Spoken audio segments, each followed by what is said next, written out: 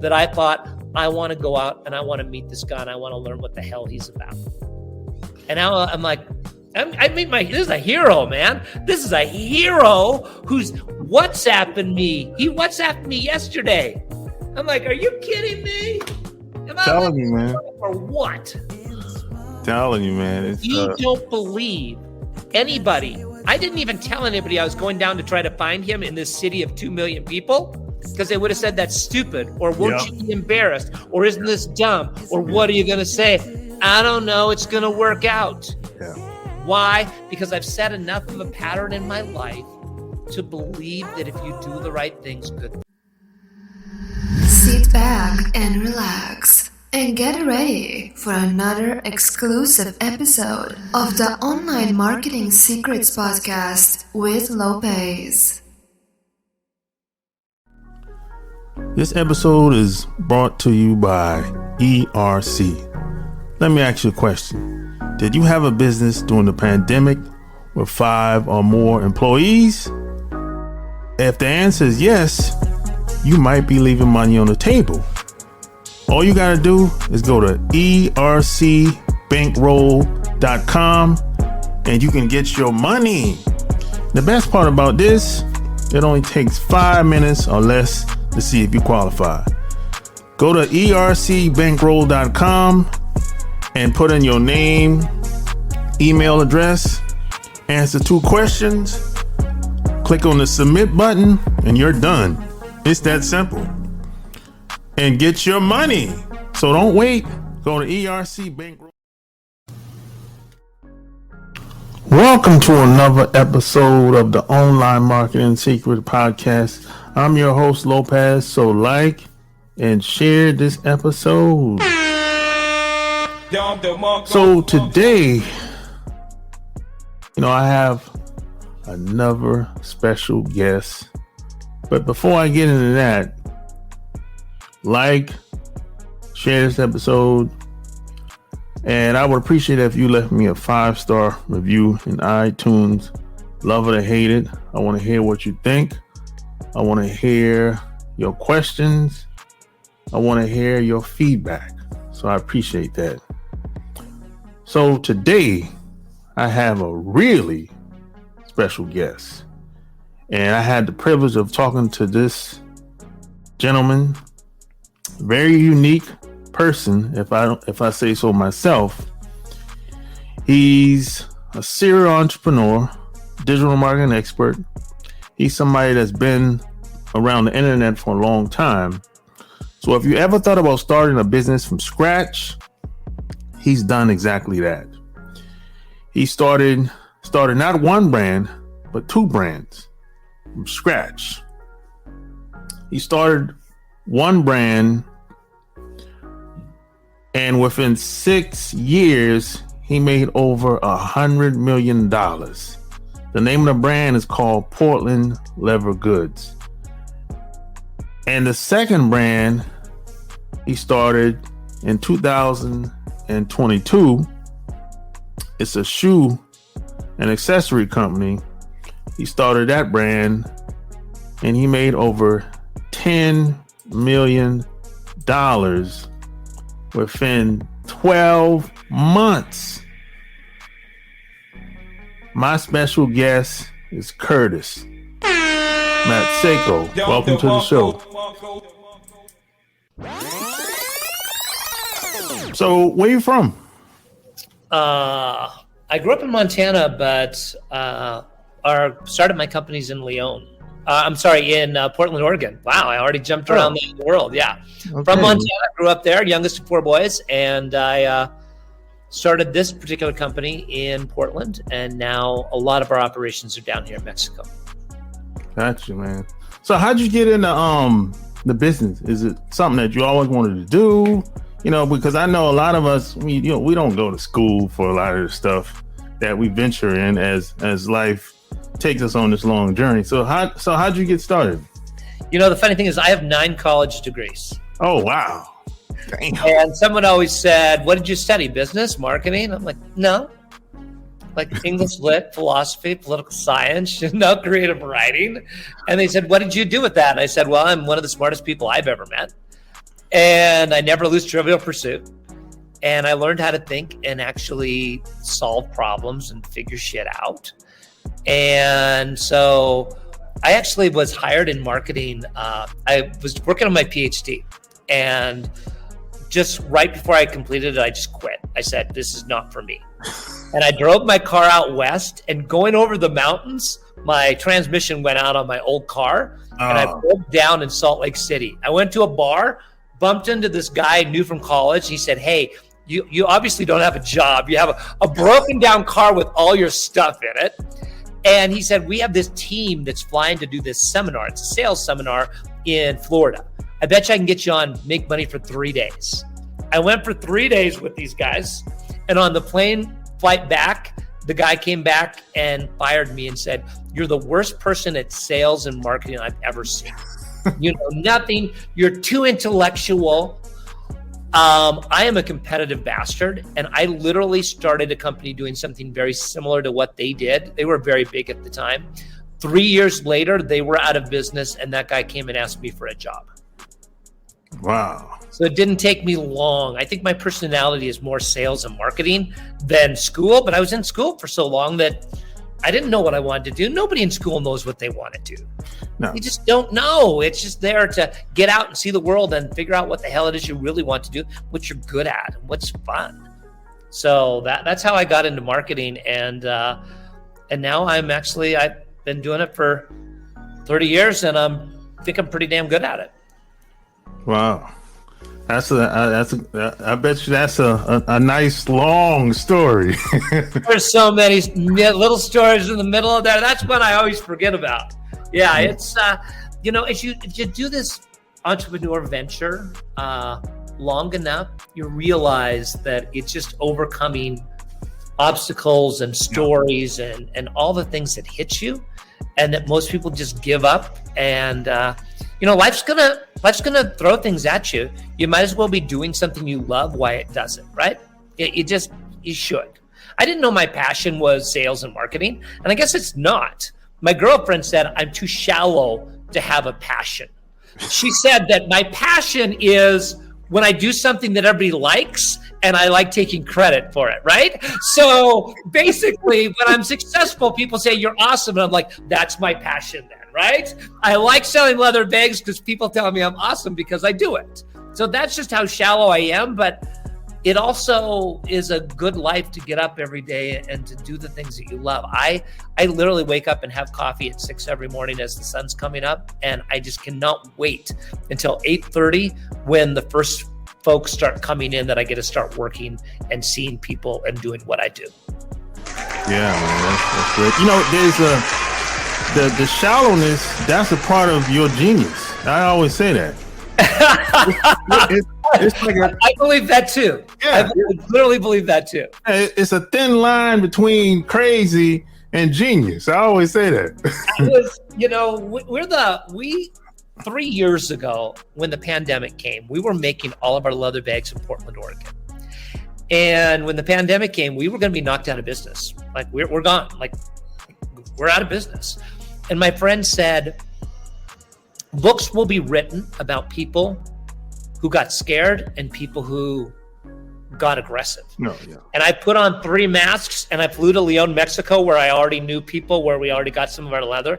We set up a little leather production studio. We called it the studio. It was only 5 people in a big place, but you had to start somewhere. But everyone had been laid off. This is the shoe industry capital of North America here in León. So all of a sudden we started to grow and grow. We're now the largest leather bag making company in North America. We did it in 3 years. Because I was crazy enough to take that risk. And I was in Italy talking to a gentleman who owns 36 huge tannery networks around the world. He's 84. He's very famous around the world. And he invited me to his estate. And I said, why did you want to meet me? And he said, Curtis, you're just as crazy as I am. He's like, my sons keep talking about you, and they said that this guy is either crazy or he's a genius. Yeah. And their dad said, what's the difference? Well, I guess, baby, the difference is you continue to grow and get accomplishments rather than keep crashing yourself, right? Exactly. There's crazy geniuses that'll grow something, then they'll blow it up. And they'll grow something, then they'll blow it up. Can you keep that growing over a long period of time? There's the fine line between crazy and genius. That's it. Yep. So let's talk about during the pandemic. Did you have a store, or you were strictly online? We're all online. Everything's online. Well, I mean, we have 2 stores in Portland. They'll do about $3 million in sales, but they're a side thing. They're just there to be on the side. We're all online. We'll do 100+ million this year, all online. Okay, so how did Portland Leather? How did that get started? What made you want to go into, the leather business, selling bags and shoes and boots? See, again, I'm a marketer, so I was just looking for something good. My girlfriend had a bad job. Okay. And she was in debt from college, and she was a waitress. And I said, you need to quit your job. And she said, what will I do if I quit my job? And I said, oh, I forgot to tell you, I'm a genius. I said, I can create something that can make this successful. And she said, what are you going to make? I'm like, I don't know. So I thought of a little leather journal. I walked into a little leather store and bought a piece of leather, probably about this big, 2 by 3 foot. Spent a week designing up a couple leather journals, and I took it up to her and I said, this is it. We can make $100 million company out of this leather journal. And she said, you're an idiot. This is so bad. Of course that will not work. And so we started selling them. First of all, we went to some art festivals just to get proof of concept down, which was one of the most brilliant things we could do, because we had thousands of people giving you immediate feedback, right? We took it on to Etsy, and within 1 year on Etsy, we became a top 100 all-time seller. There's 2.8 million people selling on Etsy. We were a top 100 all-time seller because of my marketing background and what we did. We moved off to that onto our own storefront, portlandleather.com and portlandleathergoods.com. And then we just double every year, just grow. So again, it wasn't that I wanted to sell leather. It's not that I wanted to sell leather journals and leather bags and purses and shoes. What I wanted to do was market something that people wanted, and I saw a need, and so I created it. And it worked. So now it's a lot of fun. Damn. Man, that's great, man. I always wondered about people that started businesses like that, in whether it's clothes or whatever it is online, and they just blow up. I always wondered how the hell, what are the steps or the deals or things that they put in place to shoot off like that? Well, I'm gonna tell you, there's 2 parts to it. Okay, one is an Emmett Smith quote, and one is going to be something that maybe shocks some people. Number one thing that Emmett Smith said when somebody, the running back Emmett Smith for Dallas Cowboys, right? Yeah. They asked him, "What makes you so good? What are you thinking? What makes you so good at a running back?" Do you know what he said? No. He said, "I run where they ain't." Oh, okay. Yeah. Everybody copies everybody. What? Everyone says what. Yeah, you're right about that. Yeah. If you're copying and you're not different than anybody, then you're just more of the noise. Yeah. You're just playing in the same stupid pool. I did things that had to be different. I took my photography different. I did the closures. I did every single thing. I thought, but how can I do something different? What are they not doing that I can do? Instead of just copying, which is the most common tendency that everybody does, you have to be different. And the one thing I have in spades is I'm different. I'm the youngest of 4 boys. There's nothing not different about me. I always had to try to stand out. My brothers were bigger, stronger, and dumber than me. So I always had to try to be the clever guy and do something different. So the number one is go where people ain't. Even if you're selling a product they're selling, what can you do to differentiate yourself? Number 2, there is no formula. If someone tells you there's a formula, they're lying to you. Every time I think there's a formula, I am proven wrong. There is a subtle creative art and there's a little bit of magic. Yeah. And if you don't believe in magic, you're screwed already, man. Because you have to know that you're going places that no one's ever been, that no one's ever done, and you have to know it's going to work out. How's it going to work out? I don't know, man. It just does. It's magic. But if you don't have the belief, you'll never take those damn steps. So number one, run where they ain't. Number two, creativity, subtlety, and magic is what makes your photography a little bit better, and your wording a little bit better, and your personality a little bit better. That's really what it comes down to. I believe in it. I literally believe in that more than anyone could. Are you a basketball fan at all? You're in Charlotte. You must be a basketball fan, right? Yeah. Okay. I'm a huge fan of a certain team and a certain coach. Huge. I mean, enormous. I buy season tickets even if I can't make it to a game because I love this team so much, okay?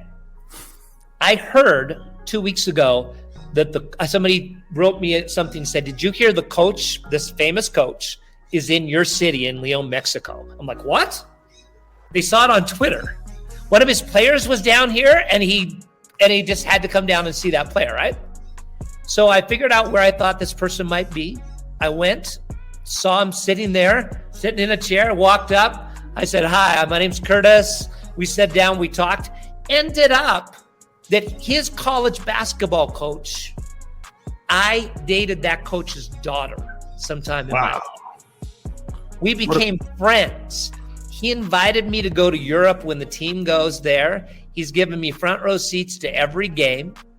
He's got some pro players that he said, I can get you front row any game you want because I have so many pro players as a college coach, right? That I can get you into your favorite team to meet the team and do what you want to do. And he asked me to go golfing next time I'm back in the United States. Literally started texting me every day. We became friends. I asked him to dinner that night.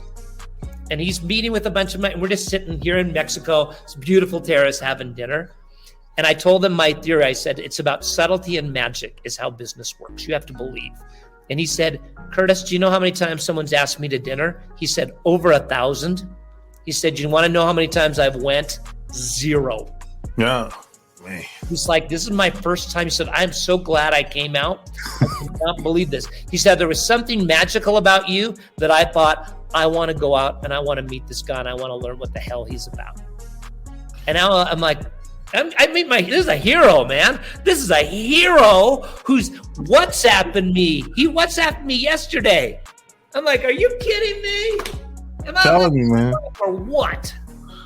Telling you, man. You don't believe anybody. I didn't even tell anybody I was going down to try to find him in this city of 2 million people because they would have said that's stupid or won't you be embarrassed or isn't this dumb or what are you going to say? I don't know. It's going to work out. Yeah. Why? Because I've set enough of a pattern in my life to believe that if you do the right things, good things happen. Yeah, you have to believe when people don't. They might say you're crazy. And this is partly the reason why a lot of people quit and don't succeed in a lot of things. Because the people around them, I call them dream killers. You know what? They're not just dream killers. They're just... If you hang around 4 people that are millionaires, you'll be the 5th, right? Yeah. If you hang around 4 people that are successful, you'll be the 5th.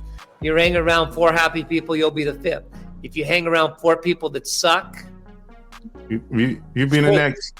It's over. It's. I mean, and there's nothing against those folks. No. I'm a person who believes in people, so I want to give them that help.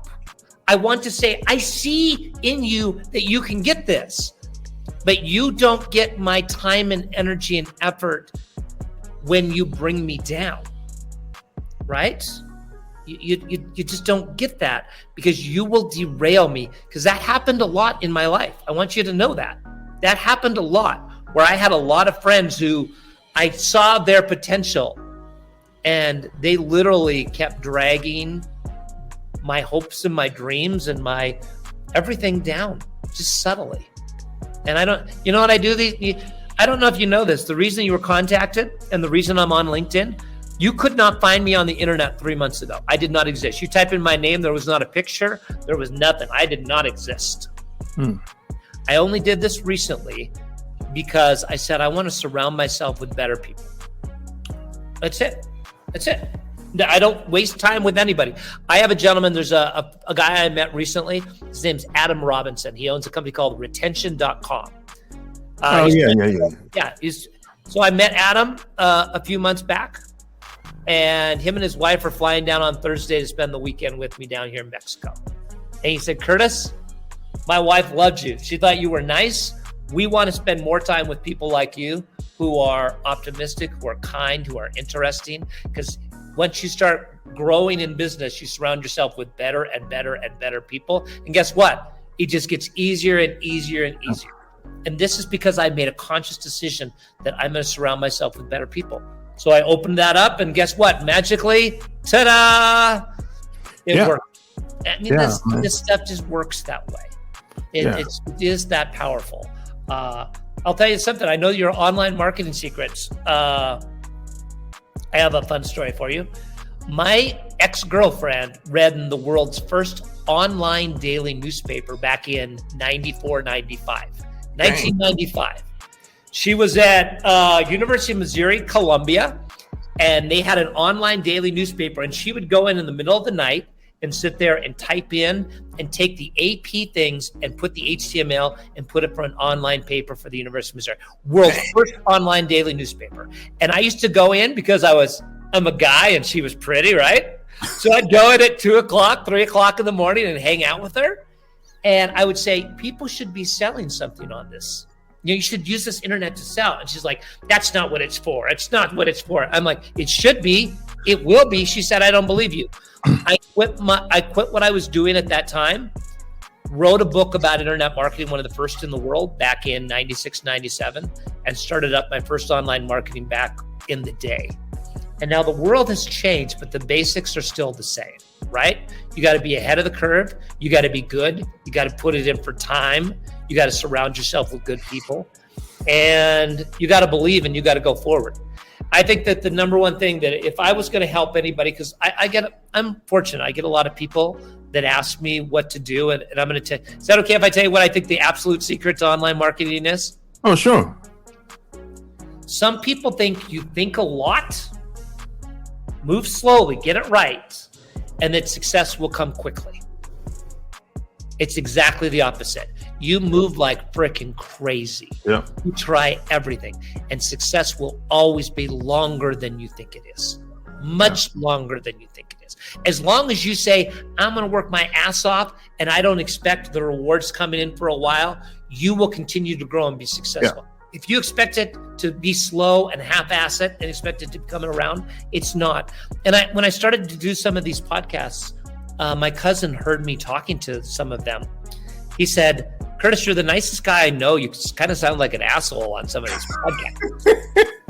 Like, why are you talking like that? And I'm like, because I'm not talking to you. He's already successful, this guy, right? He already makes tens of millions of dollars. I said, I'm talking in a tone that is trying to stir that person who's right on the edge of either giving up or not trying hard enough to say, dude, go all in, do it, take a step, learn, get battered, get better. And a couple years from now, you're going to learn that what you did was important to who you are. And what I learned is when I talk in a very casual, nice tone of voice, they listen and they like it, but it doesn't make it change. It's only when I get mad at them and say, dude, and get your butt moving. Yeah. Perfect.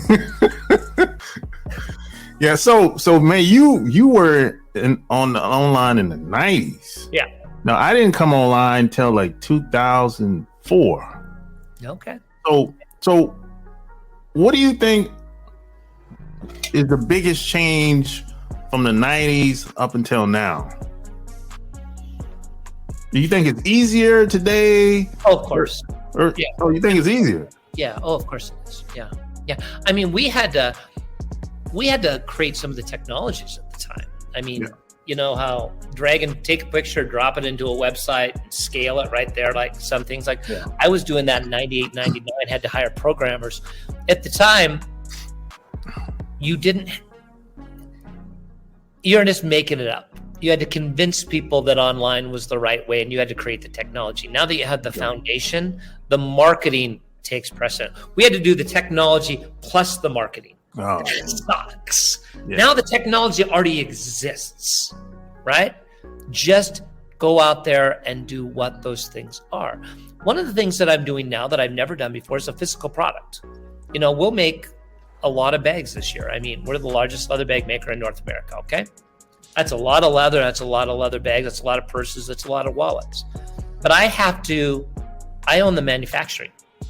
Oh, okay. So I have all of the people and we have to just do the design work, and we have to do the logistics. We have to send them to our 3PL. Then we have to do the marketing and the customer service, right? So it's a fully integrated system. So I had to learn about everything. But dealing with a physical product is not easy. It's not easy. But the one thing that we do is our product is spectacular. So once people get it in their hands, they want to buy it again. And there's your key to online marketing, right? Don't sell something you have to oversell every single time, right? If you have something bad, you're always having to market and sell that thing. At a certain point, if you have a good product, we will spend tens of millions of dollars this year on Facebook and Google advertising, like close to $30 million, okay? We get more people come to us and buy because their friend told them about us than we do off of Google. There's the key. There's the magic right there, right? Does that make sense? That's the whole thing. So all we need is someone to buy one time, and then we have a lifetime value that is 6 times what that purchase is. So there it is. So you got to get in an elevator that's going to go up, and it's big enough for your dreams.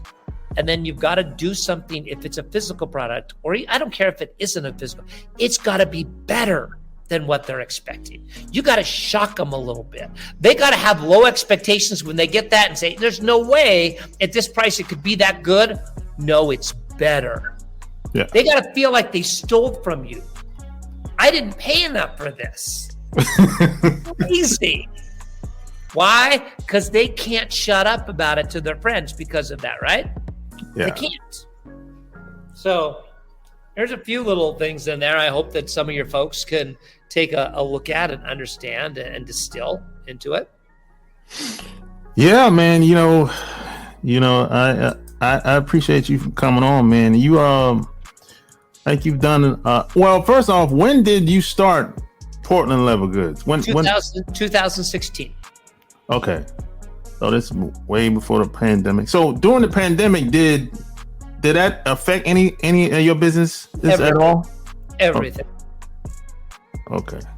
It literally changed. So, but what I want you to understand is we started off, as I said, the first year was just selling at art festivals, just seeing if people liked the product, right?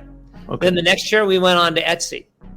And then you went on, and then you just start, here's the math, and the people get upset when I say that. Here's $1 million first year, right? 2 million, 4 million, 8, 16, 32, 64, 128. I know that simple math. Those are exactly what we did. And boom. You double every year. And the reason that we hit those exact goals of 16 and 32 is because those were the goals we set the year before. So when you do 8 million, you say, we're going to do 16 next year. Why? Because it's doubling. And then magically, you actually do that. Why? Because you put all your time and your energy and your resources into breaking that down and making that happen.